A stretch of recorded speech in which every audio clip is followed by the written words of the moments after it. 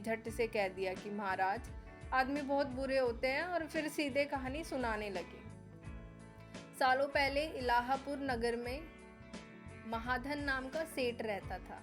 उस सेठ के घर शादी के कई सालों बाद एक लड़का पैदा हुआ। महाधन सेठ ने उसका बड़े अच्छे से पालन पोषण किया। अच्छे संस्कार मिलने के बाद भी सेठ का बेटा बड़ा होकर जुआ खेलने लगा। जुए की लत में वो सारा पैसा जुआ खेलते हुए हार गया। इसी बीच सेठ की मौत हो गई। जुए की लत की वजह से ना तो लड़के के पास पैसे बचे, ना पैसे कमाने वाला बाप। तो लड़का अपना नगर छोड़कर चंद्रपुरी नगर पहुंच गया। नए नगर पहुंचकर लड़के की मुलाकात कर्ज देने वाले साहूकार हेमगुप्त से हुई। लड़के ने अपने पिता के बारे में साहूकार को बताया और एक झूठी सी कहानी उसको सुनाने लगा। वो कहा कि वो जहाज लेकर एक बहुत बड़ा सौदा करके लौट रहा था। उसी समय समुद्र में इतना तेज तूफान आया कि उसका जहाज वहीं डूब गया और वो बचाकर यहाँ पहुंचा है। बस इतना सुनते ही साहूकार ने उसे अपने घर में रहने की इजाज़त दे दी। इसी बीच हेमगुप्त साहूकार को ख्याल आया कि सेठ का ये लड़का मेरी बेटी के लिए अच्छा वर साबित हो सकता है। तुरंत साहूकार ने अपनी बेटी की शादी सेठ के बेटे से करवा दी। शादी के कुछ दिन तक अपने दामाद का काफ़ी सत्कार करने के बाद साहूकार ने अपनी बेटी को खूब सारा धन देकर विदा कर दिया। अब दोनों के साथ साहूकार ने एक दासी को भी भेजा। रास्ते में सेठ के बेटे ने अपनी पत्नी से कहा, सारे गहने मुझे दे दो, यहाँ लुटेरे हैं। उसकी पत्नी ने ऐसा ही किया। जेवर मिलते ही उसने दासी को मारकर कुएं में फेंक दिया और अपनी पत्नी को भी कुएं में धक्का दे दिया। लड़की जोर जोर से रोने लगी। उसकी रोने की आवाज़ सुनकर एक राहगीर ने महिला को कुएं से निकाला। कुएं से निकलते ही वो अपने पिता के पास चली गई। उसने अपने साहूकार पिता को सच्चाई नहीं बताई। उसने कहा कुछ लुटेरे ने उन्हें लूट लिया और दासी को मार दिया। साहूकार ने अपनी बेटी को दिलासा देते हुए कहा, चिंता मत करो, तुम्हारा पति जिंदा होगा और वो कभी न कभी ज़रूर लौट कर आ जाएगा। उधर लड़का अपने नगर पहुंचकर दोबारा सारे पैसे और जेवरात जुए में हार जाता है। पैसे ख़त्म होने के बाद उसकी हालत इतनी ख़राब हो जाती है कि वो परेशान हो जाता है। परेशान होकर वो लड़का दोबारा साहूकार के पास जाता है। वहाँ पहुँचते ही उसकी मुलाकात पत्नी से होती है। वो उसे देखकर बहुत खुश होती है। बताती है कि उस दिन जो कुछ भी हुआ था उसने अपने पिता को नहीं बताया। वो उस झूठी कहानी के बारे में अपने पति को बताती है। जैसे ही साहूकार अपने दामाद को घर में देखता है तो उनका स्वागत करने लगता है। कुछ दिन साहूकार के घर में रहने के बाद एक रात को मौका देखकर सेठ का बेटा अपनी पत्नी को मारकर उसके सारे जेवरात लेकर फरार हो जाता है। ये कहानी बताने के बाद मैना कहती है, महाराज, ये सब होते हुए मैंने खुद अपनी आंखों से देखा है। यही वजह है कि आदमियों को पापी कहती हूँ। मैना की कहानी सुनने के बाद राजा तोते से कहता है, अब तुम बताओ, स्त्रियों को बुरा क्यों कह रहे थे? ये सुनते ही तोता भी अपनी कहानी सुनाने लग जाता है।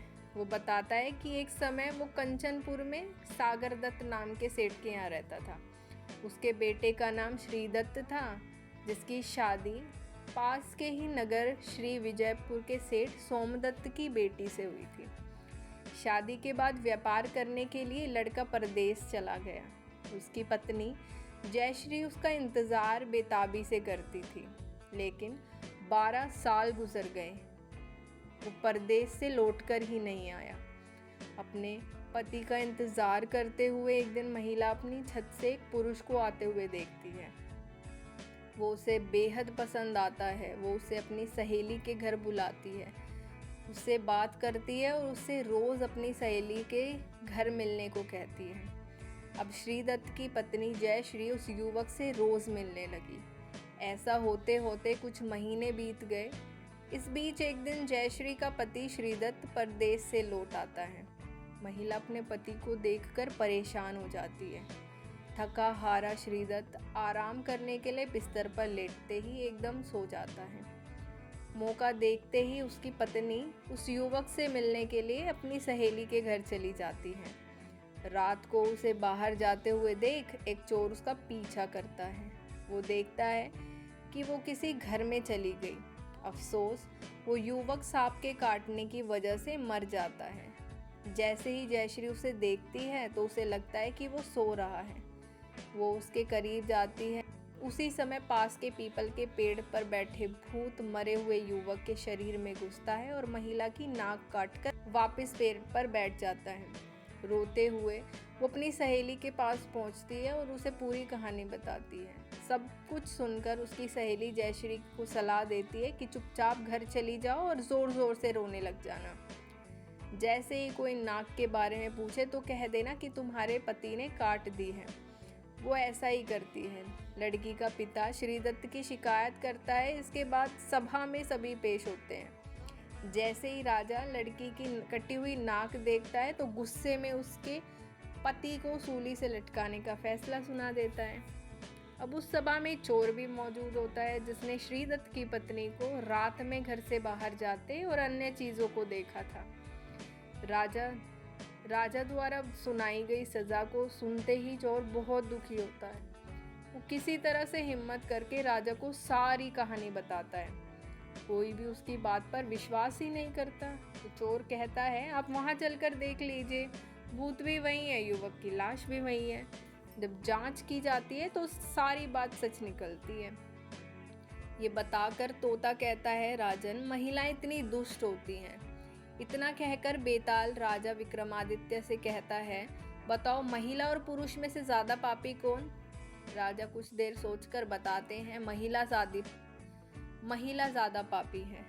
बेताल कहता है, कैसे? राजा ने जवाब में कहा, विवाहित होने के बावजूद महिला की पर पुरुष पर नज़र थी और उसने अपने पति को धोखा दिया। इस कहानी से हमें ये सीखने को मिलता है, इंसान को कभी भी झूठ नहीं बोलना चाहिए। झूठ बोलने का परिणाम हमेशा बुरा ही होता है। तो ये थी आज की कहानी। अगर कहानी आपको पसंद आई हो तो लाइक, कमेंट, शेयर ज़रूर करें और बेताल 25 की अगली कहानी सुनने के लिए बने रहिए हमारे साथ। धन्यवाद।